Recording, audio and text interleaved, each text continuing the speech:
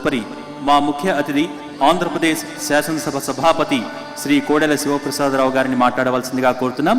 శివప్రసాదరావు గారు మాట్లాడిన తర్వాత కార్తీక దీపోత్సవం ఉంటుంది. శివప్రసాదరావు గారిని మాట్లాడవలసిందిగా కోరుతున్నాం. ఆనందం, పరమానందం పండితులకి, పురోహితులకి, పూజారులకి, పీఠాధిపతులకి, భక్త మహాశయులకి అందరికీ భక్తిపూర్వక నమస్కారాలు. చాలా సంతోషం. ఈరోజు ఈ భూకైలాసంలో సకుటుంబ శాంతి పూజ, కోటి దీపోత్సవం భక్తి టీవీ, ఎన్టీవీ వారు జరపడం, ఈ పవిత్ర సమయంలో నేను ఇక్కడ వచ్చి పాల్గొనడం నా అదృష్టంగా భావిస్తున్నాను. ముందుగా అందరికీ కార్తీక మాసపు శుభాకాంక్షలు. పవిత్ర కార్తీక మాసంలో ఉపవాసాలు, వన సమారాధనలు, పూజా పునస్కారాలతోటి శరీరం, మనసు ఆహ్లాదంగా, పవిత్రంగా మారుతాయని శాస్త్రాలు చెబుతున్నాయి. దాన్ని ఇక్కడ ఈరోజు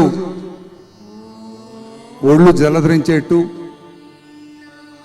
భక్తితో మనసు పులకరించేట్టు శాస్త్రబద్ధంగా పూజలు జరపడం, అందులో పాల్గొనడం అదృష్టంగా భావిస్తున్నాను.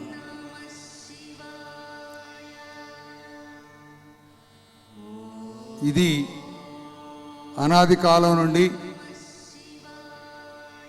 ఈ యొక్క మతం, మన హిందూ మతం మానవ జాతిని సన్మార్గంలో నడపడానికి,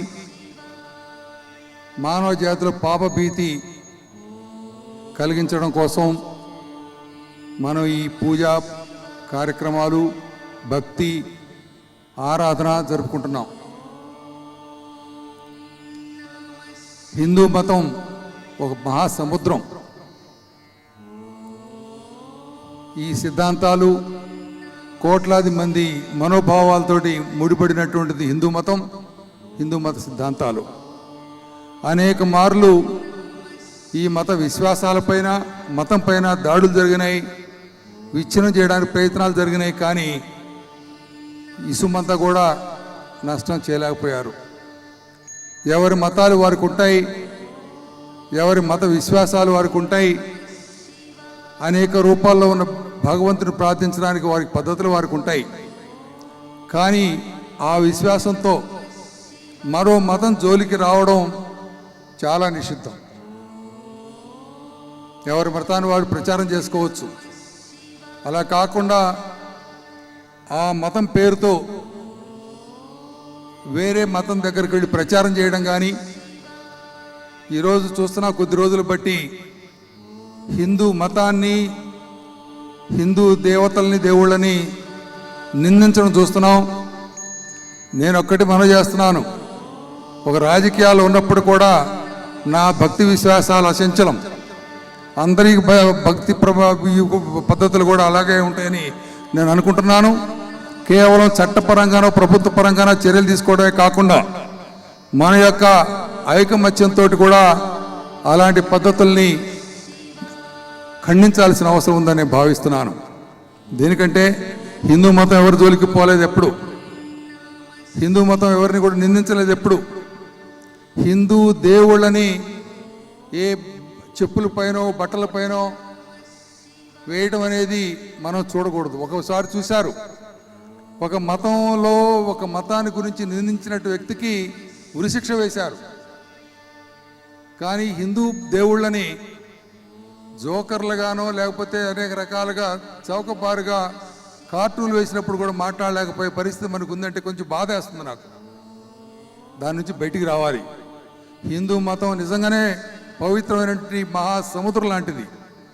దీన్ని కాపాడుకోవాల్సిన అవసరం ఉంది. ఈ మత సిద్ధాంతాలని కాపాడుకోవాల్సిన అవసరం ఉందని నేను మనవి చేస్తూ ఈరోజు ఈ పవిత్ర కార్తీక మాసం సందర్భంగా నిజంగానే శాస్త్రబద్ధంగా భక్తి టీవీ వారు అదేవిధంగా ఎన్టీవీ వారు అందరూ కూడా బ్రహ్మాండంగా ఈ కార్యక్రమాన్ని చేసినందుకు ఆ అధినేత నరేంద్ర చౌదరి గారిని వారి బృందాన్ని పాత్రికేయ లోకాన్ని భక్త మహాశైలు అందరికీ నేను హృదయపూర్వకంగా నమస్కారాలు తెలియజేసుకుంటూ నేను చెప్పింది నిజంగానే మతాన్ని మనం కాపాడుకోవాలి, మతం మనని కాపాడుతుంది.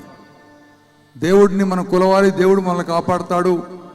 అదేవిధంగా మనం ఈ రకంగా జరుగుతున్నటువంటి మతపైన దాడుల్ని కూడా నిరసించాల్సిన అవసరం ఉంది, ఖండించాల్సిన అవసరం ఉందని మనవి చేసుకుంటూ సెలవు తీసుకుంటాను.